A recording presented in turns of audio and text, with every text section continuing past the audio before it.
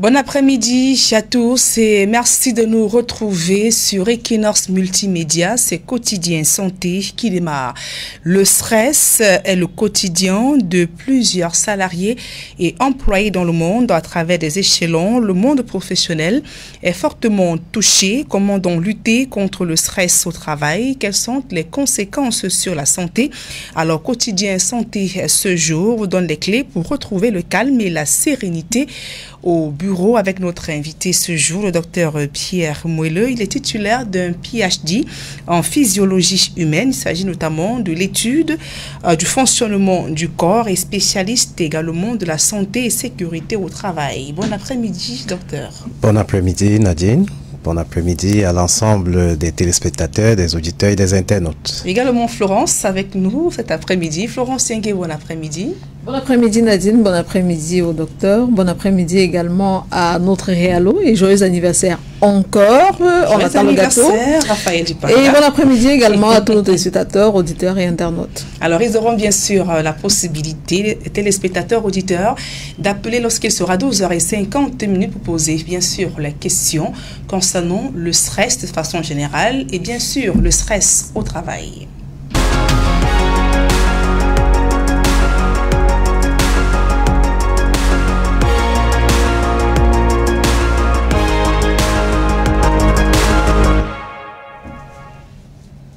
Merci de nous retrouver une fois de plus sur Quotidien Santé, c'est sur Equinox Multimédia. Le docteur Pierre Moelleux, d'abord, quelques généralités concernant le stress. D'abord, qu'est-ce que c'est exactement? Oui, le stress est connu comme un ensemble de réactions physiques et physiologiques de notre organisme face à toute sollicitation particulière. Et il s'agit ainsi d'un aspect purement normal, notre corps qui est sollicité, qui a une certaine pression et qui déclenche donc un mécanisme pour pouvoir y faire face. Et pourquoi on est stressé en fait? On est stressé simplement parce que l'organisme décide de se protéger. Donc face à une situation, l'organisme met en place un certain nombre de mécanismes pour pouvoir contrecarrer, si on peut dire ainsi, afin d'amener notre corps, notre milieu intérieur à garder son bon niveau, ce qu'on dirait, comme dit souvent Cartier, rester à 37. Donc le stress vient en ce moment comme un ensemble de réactions de stabilisation. Est-ce qu'on ne stresse pas parce qu'on est peut-être face à une situation complexe ou difficile? Oui, bien évidemment, ça part du fait qu'on soit dans une situation qui n'est pas la normale, ce qu'on a habituellement, et l'organisme se met en branle dans une relative excitation, voulant soit revenant que l'on peut ramener à ce qu'on appelle la fuite ou la lutte, donc soit s'apprêtant à fuir, soit s'apprêtant naturellement à lutter contre la situation, à y faire face pleinement. Et quels sont les signes du stress, Florence? On reviendra, oui. Oui, le stress va avoir des manifestations à divers plans, sur le plan physique d'abord, mais aussi sur le plan psychologique. On va noter par exemple le mal de tête, les problèmes de vertige, perte d'appétit, des troubles digestifs même, avec une pression artérielle qui va s'élever et qui parfois ira au-delà de la normale, alors à l'hypertension artérielle et même avec tous les corollaires que nous connaissons, le diabète, éventuellement l'accident cardiovasculaire. Ça va aussi engendrer un affaiblissement du système immunitaire, c'est-à-dire le stress, surtout le stress au travail aussi, qui va faire en sorte qu'à un moment donné, vous commencez à tomber malade sans savoir, et avec des causes relativement inconnues, simplement parce que le système immunitaire a été rabaissé, vous aurez une fatigue que vous aurez du mal à relever, parfois même après un week-end de repos, le lundi, on a l'impression qu'on ne s'est pas reposé du tout. On notera aussi la glycémie qui peut augmenter. Donc voilà autant de manifestations qui parfois arrivent presque simultanément, amenant à penser parfois à tout sauf à une cause liée au stress. D'accord. Et maintenant, quelles peuvent être les différentes sources du stress? Oui, les sources de stress, c'est on en prend pour la vie quotidienne, tout ce que nous avons comme contraintes au quotidien. Mais lorsqu'on en a, par exemple, dans le monde professionnel, ça peut être lié notamment au manque de reconnaissance. Vous fournissez des efforts et cela n'est presque jamais reconnu sur votre lieu de travail. Il y a aussi parfois la peur de ne pas être à la hauteur de ce qu'on a comme tâche, parfois une hiérarchie qui est trop exigeante, la monotonie même dans le travail que l'on a effectué au quotidien, ça peut créer du stress, ou alors des changements qui s'apprêtent à intervenir au sein de l'entreprise, le rachat de l'entreprise, des mutations, un licenciement en cours, mais aussi il y a des stress causés par nous-mêmes, la chasse de l'argent. Beaucoup veulent être riches et rapidement. Il faut pas perdre de vue que tout le monde peut pas être riche, ou du moins pas au même niveau. Alors, on comprend bien que le stress, de façon générale, et le stress au travail, il y a forcément un léger décalage entre les deux, ou alors ce sont les mêmes manifestations? Oui, les manifestations sont pratiquement les mêmes, mais cela est le plus souvent exacerbé par le travail parce qu'il y a un aspect de contrainte là-dessus, et le stress provenant des autres causes, il arrive que l'on puisse y intervenir. Arrêter par exemple ce qui nous cause le stress, mais dans le monde professionnel, que ce soit lorsqu'on est sous les ordres d'un patron, ou lorsqu'on a décidé de s'auto-lancer, notamment dans l'entrepreneuriat, c'est la course vers le résultat qui détermine tout ici. Donc la différence côté manifestation, il n'y en a vraiment pas, sauf que côté professionnel, sous la base de la contrainte, parfois c'est exacerbé. Mais maintenant, parlant du stress au travail, comment apprendre à gérer ce stress-là? Oui, la gestion du stress sur le lieu du travail est a priori sur le plan personnel, puisqu'en fait le stress va avoir une cause qui pourrait être évaluée à 80% d'origine externe, c'est-à-dire de l'organisation du travail et tout ce qui s'y passe, mais à 20% ça provient de nous-mêmes, puisqu'il y a des personnes par exemple qui veulent être parfaites dans ce qu'on fait, le désir de la perfection, et cela mène à se mettre une certaine pression qui, au-delà de ce que certains appellent le stress positif, peut même devenir négatif, puisque lorsqu'on est exposé longuement au stress, ça crée donc des soucis. Et pour revenir donc à votre préoccupation concernant comment est-ce qu'il faudra gérer, en premier lieu, il faudra apprendre à relativiser les choses. Ça, c'est important, et ça s'applique même en dehors du milieu de travail. Il faudra se poser la question de savoir sur quoi est-ce qu'on peut agir, qu'est-ce qu'on peut contrôler dans sa manière de faire, dans sa manière de travailler. Et on essaie de mettre un accent dessus. On se fait un plan de travail avec l'ordre de priorité. Au mieux, même au quotidien, avoir une liste des tâches à effectuer, une sorte de checklist, où on va cocher progressivement et s'assurer en établissant cela qu'on pourra bien évidemment atteindre ses objectifs. Il faudra aussi que l'on puisse gérer des interruptions que l'on a dans son lieu de travail, surtout lorsque ça ne dépend pas de soi. Vous engagez quelque chose, on vous interrompt parce qu'il faut aller mener telle mission et revenir. Ça crée des situations stressantes, et il convient donc de voir dans quelle mesure gérer, relativiser, toujours trouver le positif dans tout cela. Il faudra aussi mieux planifier son timing, éviter les conflits, et aussi se dire qu'il faille aller tout doucement. On ne court pas, c'est pas obligé qu'on soit riche maintenant. Ça, c'est un aspect qui est non négligeable. Là, c'est au niveau du matériel, mais est-ce que c'est parfois évident avec un patron qui est parfois assez exigeant? Oui, avec un patron qui est parfois exigeant, il convient bien évidemment de le connaître suffisamment et voir dans quelle mesure éviter des situations conflictuelles. Mais aussi, il y a un dernier élément qui n'est pas trop dans nos habitudes, apprendre aussi que lorsque ça ne va pas, on dépose. On lâche prise. Maintenant, quel est le rôle que les employeurs doivent jouer dans la gestion du stress? Allez-y. Les employeurs, à leur niveau, devront connaître que lorsqu'on a des employés stressés, cela crée une baisse de la productivité, même si c'est pas à l'instant. Sur le long terme, ça crée une baisse de la productivité, et en ce moment, il faudra a priori se poser la question de savoir au sein de l'entreprise, connaître s'il y a vraiment un niveau de stress conséquent. Cela se passe par une évaluation. On peut faire appel à un consultant, mais aussi se dire qu'il va falloir avoir un management qui puisse être participatif, positif et qui met un accent notamment sur l'implication du personnel et que l'on mette en place un leadership qui amène toute personne à se sentir à l'aise sur le lieu du travail, et ça ne peut qu'être bénéfique. Tout à l'heure, vous avez évoqué un des aspects des conséquences du stress au travail, notamment la baisse de la productivité. Est-ce qu'il y a d'autres implications? Oui, à côté de la baisse de la productivité, s'il faut peut-être ne regarder que du côté de l'entreprise, oui.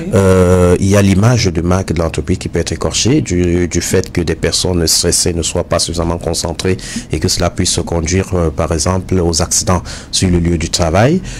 Lorsqu'on a beaucoup de stress au sein d'une entreprise, il y a aussi beaucoup d'absentéisme. L'absentéisme est remarqué à un taux très élevé parce qu'on a des petits bobos, comme on a dit tout à l'heure, il y a des maladies qui vont s'installer, le système immunitaire qui va s'améliorer, ce qui va donc favoriser la survenue des infections.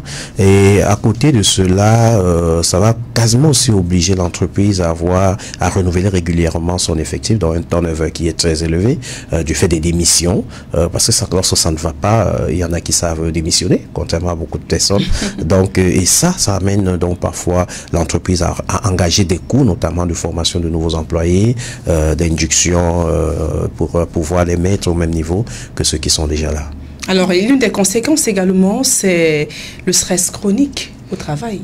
Oui, le stress chronique sur le lieu du travail. En fait, le stress, comme on en parle sporadiquement, c'est pas un problème. Ça devient problématique lorsque c'est chronique. Lorsqu'on est donc exposé à un stress chronique, cela va donc causer d'autres aspects qui vont entrer en jeu, par exemple la dépression. Oui, il y a un risque de passer par la dépression, mais avant cette dépression, il y a par exemple le syndrome d'épuisement professionnel qui va s'installer, ce que l'on appelle le burn-out, et avec tout ce que cela a comme conséquence. Et lorsqu'on est donc passé du burn-out à la dépression, le pas vers les idées suicidaires, il n'y a pas un grand pas, donc on peut même arriver à des suicides du fait du stress. Alors on va permettre aux auditeurs et téléspectateurs d'appeler et de poser bien sûr les questions concernant le stress et même le stress au travail. Alors Florence Tiengué, tu nous rappelles les codes d'accès pour participer à l'émission. Les codes d'accès sont le 242 64 29 80, 655 51 11 11, 652 02 50 50. Bien vouloir vous éloigner de votre poste récepteur, donc votre télé ou encore votre poste radio. Vous n'avez pas besoin de vous entendre quand vous émettez votre appel, faute de quoi on sera obligé d'interrompre cet appel, Nadine. Alors oui, docteur Pierre Molo va donc poursuivre avec notre entretien. Alors tout à l'heure, on a évoqué, vous avez certainement évoqué des astuces, mais alors, est-ce qu'il y a un remède capital pour gérer le stress, pour éviter le stress au travail? Le remède pour éviter le stress au travail, pas véritablement, c'est juste ce dont on a parlé, mais maintenant, lorsqu'on a déjà un stress qui est arrivé à un état quasiment pathologique, on se fait consulter et les médecins vont vous prescrire des relaxants, des anxiolytiques, mais ceci dans l'optique, bien évidemment, de régulariser ce niveau. Pour maintenant, faudrait-il que le concerné puisse mettre sur pied aussi des mesures, mais dans l'optique de prévenir. Oui, nous avons évoqué un certain nombre de faits, mais à cela, on peut y ajouter la pratique des activités physiques et sportives. Ça va consister, bien évidemment, à mener des activités régulièrement, et cela sera forcément bénéfique pour le cerveau, pour l'ensemble de l'organisme, pour tout le système qui est mis en branle lors d'un stress. D'accord. On a parlé tout à l'heure de la gestion. Florence, on va prendre d'abord l'auditeur. Allô? Allô? Bonjour madame. Oui, bonjour madame. Votre nom et vous nous appelez d'où s'il vous plaît? Je suis Dorothée Makogoum, j'appelle de Douala Village. Oui, Dorothée, posez votre question. Je devrais demander au docteur parce que j'ai un souci depuis un certain temps. Si je me couche peut-être à 23 h, je dors. Déjà à partir de 2 h, là, je vais m'agiter aussi n'importe comment jusqu'au matin, je n'ai plus de sommeil. Je devrais demander au docteur si peut-être c'est pas aussi le stress, je ne sais pas trop. D'accord, docteur. D'accord, oui, vous parlez ainsi de l'insomnie, et cette insomnie qui apparaît après que vous ayez pu avoir un sommeil relativement normal, et cette insomnie peut avoir des causes variées, dont il convient a priori de consulter, mais le stress peut aussi en faire partie. Effectivement, ça c'est clair. Oui, Florence. D'accord. Ok, je disais tout à l'heure, vous nous avez donné quelques astuces pour la gestion du stress. Maintenant, comment l'arrêter définitivement donc? C'est-à-dire, on a un employeur qui nous stresse à longueur de journée et à un moment, on se dit stop, ça va, j'arrête de stresser, mais en gardant toujours mon travail et même le poste. En gardant le travail, en gardant le poste, comment arrêter le stress, c'est un peu complexe. Comme je vous ai dit, il s'agit de se poser la question de savoir dans tout ce que j'ai comme tâche, qu'est-ce que je peux contrôler? Je peux agir exactement sur quoi? Et je vais établir des priorités. Faire une sorte de checklist, qu'est-ce qui est prioritaire, qu'est-ce qui vient après, et ainsi de suite. Tout en incluant dans ces priorités tout ce qui est demandé par le patron, également apprendre à relativiser, à gérer les interruptions, à profiter de son temps libre lorsqu'on en a. Il faut vraiment en profiter. Certains, au lieu de véritablement se reposer, se trouvent en train de répondre plutôt aux messages sur WhatsApp et bien d'autres. Ça, par exemple, c'est à gérer de près. Et il faudra aussi éviter les conflits sur le lieu du travail. Donc voilà quelques éléments. Et apprendre aussi à faire une seule chose à la fois. On ne va pas être en réunion en même temps, on répond aux mails, au WhatsApp en même temps. Ça fait deux choses à la fois ici. Il y a des contraintes. Oui, il y a des contraintes, mais là, comme je vous ai dit, on va se donner de l'ordre de priorité. Oui, apprendre à suffisamment s'organiser. Et lorsqu'on se trouve à une réunion ou à quoi que ce soit, on se focalise là-dessus. Il y en a qui vont parler de la pleine conscience, des exercices donc, et autres. Si on a pris une pause, qu'on profite pleinement de sa pause. Pleinement de sa pause. On reviendra sur cette astuce, notamment au niveau de la relaxation, le temps de prendre l'autre auditeur. Allô, bon après-midi. Oui, alors bonsoir. Oui, comment vous appelle? Je suis docteur, je préfère garder mon identité. J'exerce dans la région de l'Ouest en fait. Oui. Oui. Je suis jeune médecin et au travail c'est un peu très compliqué parce que les promoteurs sont souvent très exigeants. Ça devient très compliqué. Le docteur a parlé de la baisse de la productivité qui est effective. Et aussi sur le plan familial, ça devient compliqué. Je ne sais pas si ce stress-là, comment est-ce que le docteur peut conseiller peut-être une orientation pour que je sois mieux relax, mieux disponible dans ces deux sens. D'accord. D'accord, si j'ai bien compris, le médecin aimerait connaître comment est-ce qu'il peut se réorienter pour davantage diminuer le stress et être, j'ai cru entendre, la disponibilité dans les deux sens, c'est ça? Oui. Sur le lieu du travail, Et également en famille, oui, famille. puisque justement le stress le plus souvent traverse les frontières professionnelles pour se retrouver au niveau de la famille et parfois cela va même jusqu'au divorce parce qu'on a désormais un comportement relativement complexe. Alors, comment gérer les deux? Il convient de pleinement faire la part des choses, de se donner des horaires de travail. C'est vrai que c'est pas évident pour les personnels de santé, surtout lorsqu'on est en arrière-pays. Il convient aussi pour un médecin, par exemple, qui est en arrière-pays, de véritablement créer la distance entre son lieu d'habitation et le lieu du travail. Il y en a qui habitent quasiment à l'hôpital et il faudra avoir cette distinction. Il ne s'agit pas de laisser les malades mourir, bien évidemment, et s'organiser tel qu'il faille avoir du personnel en permanence. L'astuce utilisée par certains, c'est que des quotes-parts qu'on a sur place, on réussit à diviser par autant de personnes possibles en ayant donc au moins des stagiaires sur place et en encourageant ces patrons à recruter si on est dans le privé. Et au-delà donc de ceci, il convient que lorsqu'on arrive chez soi, qu'on laisse tout ce qu'il y a au travail. Il y en a qui transportent le boulot à la maison. Et ça, par exemple, il faudra éviter et prendre vraiment du temps avec sa famille, si on a des enfants, qu'on apprenne à jouer avec eux. S'élève à 2 heures pour commencer à travailler. Oui, ça aussi, il faudra diminuer et avoir vraiment un temps pour le sommeil parce que le stress cause l'insomnie et l'insomnie aggrave le stress, ce qui crée quasiment un cycle vicieux. Oui. L'entourage, si on peut le dire, la famille également, chacun a son rôle à jouer pour aider la personne. Bien évidemment, il faut partager avec des personnes qui vous sont chères la situation traversée et leur dire aussi des mesures que vous prenez pour pouvoir gérer cela et solliciter d'eux un accompagnement dans ce sens-là. Ça fera donc que lorsque vous arriverez à la maison, ceux qui y sont feront un effort de ne pas avoir trop de bruit, par exemple. Il ne faut pas que ce soit lorsque vous rentrez qu'on se met à punir un enfant avec tout ce que ça fait. Donc, il faut simplement bien se planifier à propos. D'accord, on va prendre notre auditeur en ligne. Allô?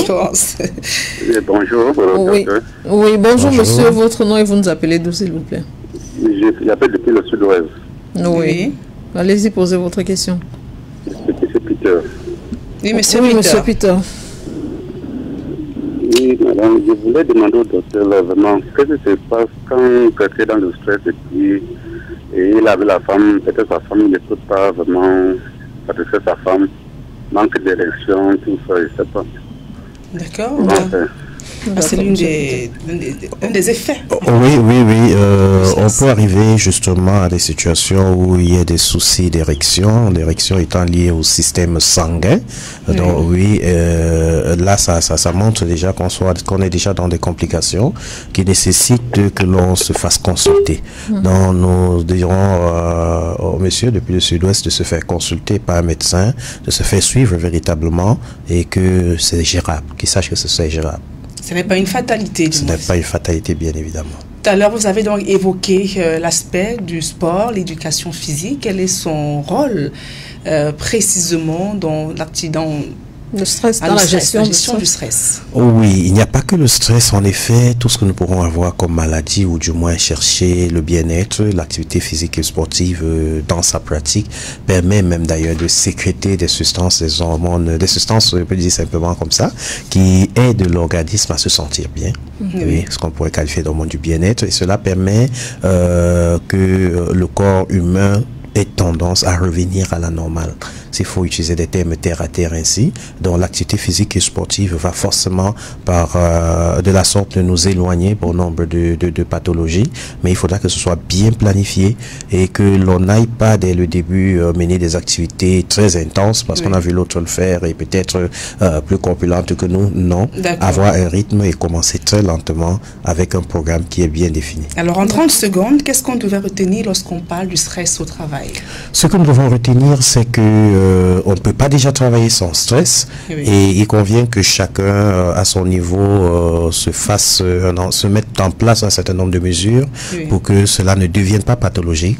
On va sur le lieu du travail pour le bien-être et non pour revenir de là avec des maladies. Comme on dit, le travail éloigne de nous, 3 grands mots. Bien évidemment. Le vice, c'est le besoin. Exactement. Il faudra que ça reste là et non ajouter un autre élément qui soit plutôt la maladie. Merci, docteur Pierre Mouelleux, d'avoir répondu à nos questions. Je rappelle que vous avez plusieurs casquettes, mais j'ai choisi donc celui de titulaire en PhD, en physiologie humaine et spécialiste de la santé et sécurité au travail. Merci d'être venu ce jour. Je vous en prie, je vous remercie aussi. Florence, merci. Merci Nadine. Disons également merci à notre réalisateur Raphaël Dipanda. On se retrouve demain pour une autre édition de Quotidien Santé. Allez, prenez soin de vous.